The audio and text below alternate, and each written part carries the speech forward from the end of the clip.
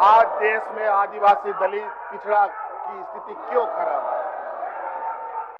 आज हमारे राज्य में अगर ये डेमोग्राफी की बात करते हैं, बांग्लादेश से घुसपैठी की बात करते हैं और जाकर के साहिबगंज, पाकुड़ और संथाल परगना में भाषण देते हैं, तो पूछिए इनसे कि रांची में पॉपुलेशन किनके वजह से बढ़ा है, धनबाद में किसके वजह से बढ़ा है, जमशेदपुर में किसके वजह से बढ़ा है, बोकारो में किसके वजह से बढ़ा है। सुना आपने राज्य के मुखिया और जेएमएम के कार्यकारी अध्यक्ष हेमंत सोरेन का बयान। ये बातें सीएम सोरेन ने कुछ दिन पहले विधानसभा में कही थी। इस तरह के बयान झारखंड में तमाम राजनीतिक दलों के नुमाइंदों की तरफ से हमेशा आते रहते हैं। इतना ही नहीं, साल 2013 में जब जेएमएम ने बीजेपी से समर्थन वापस लेकर अर्जुन मुंडा की सरकार गिराई थी, उसमें कई बिंदुओं का हवाला दिया गया था, जिसमें स्थानीयता का मुद्दा भी अहम था। उस समय हेमंत सोरेन डिप्टी सीएम थे और अर्जुन मुंडा सीएम। अब आते हैं इस बयान पर। दरअसल सीएम सोरेन के इस बयान के बाद झारखंड में एक बार फिर से झारखंडी बनाम गैर झारखंडी का मुद्दा गर्म हो गया है। इस बयान की आलोचना करने वाले तर्क दे रहे हैं कि झारखंड में रहने वाला हर कोई झारखंडी है, लेकिन ऐसे में उनसे एक सवाल यह भी होता है कि झारखंड राज्य अलग क्यों हुआ, झारखंड की अपनी पहचान क्या है, इस पर भी चर्चा होना जरूरी है। उनसे सवाल यह भी, क्या बंगाल में रहने वाला हर कोई बंगाली है? क्या बिहारी, उड़िया, तमिल, तेलुगु, मलयालम, कन्नड़, मराठी, राजस्थानी, गुजराती, पंजाबी, हरियाणवी, कश्मीरी और उत्तराखंडी, इन लोगों की पहचान केवल इन राज्यों में रहने भर से हो सकती है क्या? क्या झारखंडियों की भाषा, रीति रिवाज और विशिष्ट सांस्कृतिक पहचान को दरकिनार कर दिया जाएगा? तो वहीं आलोचना करने वालों को दूसरा तर्क है कि झारखंड पहले बिहार का हिस्सा था, लेकिन सच तो यह है कि झारखंड का बिहार के साथ इतिहास मात्र 88 सालों का रहा है। 1912 तक झारखंड बंगाल का हिस्सा था और 1912 में ही बंगाल से बिहार और उड़ीसा अलग हुआ। 1936 में बिहार और उड़ीसा अलग अलग हुए। 15 नवंबर 2000 को झारखंड बिहार से अलग हुआ। यहाँ ध्यान देने की बात यह है कि उड़ीसा और बंगाल में बसे हुए बिहारी आबादी अपने को उड़िया या बंगाली नहीं कहते हैं, लेकिन झारखंड में बसे झारखंडी अपने आप को झारखंडी कहते हैं।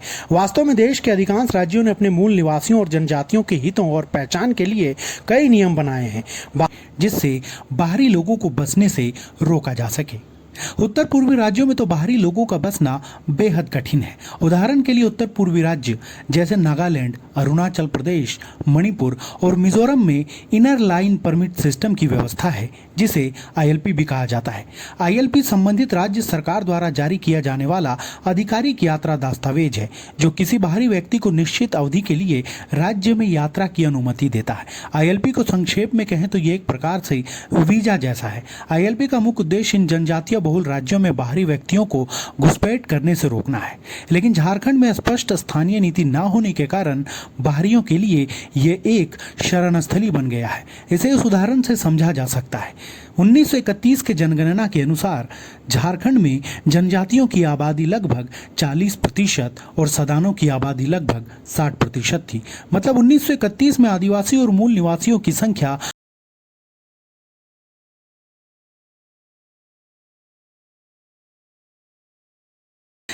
लेकिन खनन और उद्योग क्षेत्र में तेजी से विकास के कारण साल 1981 तक मात्र 30 सालों में झारखंड में बाहरियों की आबादी 15% हो गई और जनजातीय आबादी घटकर 28% और सदानों की आबादी घटकर 57% हो गई। 15% बाहरियों ने 85% झारखंड की संपदा पर अपना अधिकार जमा लिया। आज बाहरियों की आबादी 1981 की तुलना में निश्चित रूप से ज्यादा है। एक अनुमान के मुताबिक आज हर साल झारखंड में 36,000 बाहरी लोग बस रहे हैं। बाहरी आबादी के लगातार बढ़ने से झारखंड में जनजातियों और मूल निवासियों के हितों पर प्रभाव पड़ रहा है। अगर झारखंड में जनजातियों की दुर्दशा और शोषण का अनुमान लगाना हो तो जनजातीय बहुल जिला रांची आइए।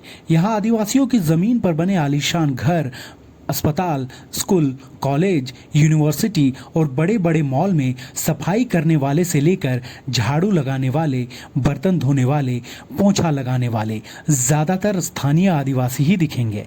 ऐसा ही हाल बोकारो, धनबाद, जमशेदपुर समेत अन्य जिलों में दिखने को मिलेगा, जहां अपनी ही जमीन खोकर अमानवीय दुर्दशा और शोषण का शिकार ऐसा दृश्य देश के किसी अन्य राज्य में देखने को नहीं मिलेगा। सबसे बड़ी बात है कि झारखंड में जनजातीय हितों को संरक्षित करने के लिए संथाल परगना टेनेंसी एक्ट और छोटानागपुर टेनेंसी एक्ट मौजूद है।